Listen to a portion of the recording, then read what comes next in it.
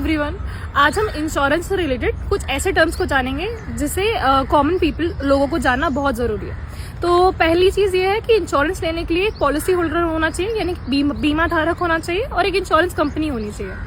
जो भी एक पॉलिसी होल्डर जो अमाउंट रिस्क को कवर करने के लिए इंश्योरेंस कंपनी को देता है उसे हम प्रीमियम बोलते हैं। और ये प्रीमियम जो है हमारा रिस्क को एक पर्टिकुलर पीरियड तक कवर करता है और उस पीरियड को हम पॉलिसी पीरियड बोलते हैं।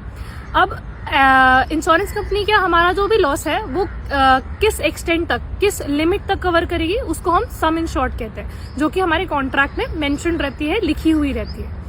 अब इसमें से भी कई बार ऐसा होता है कि सम इंश्योर्ड में, यानी कि मान लीजिए आपका कॉन्ट्रैक्ट में सम इंश्योर्ड लिखा हुआ है 1 लाख, उसमें से भी एक छोटा सा अमाउंट होता है जो पॉलिसी होल्डर को खुद अपनी जेब से देना होता है ना।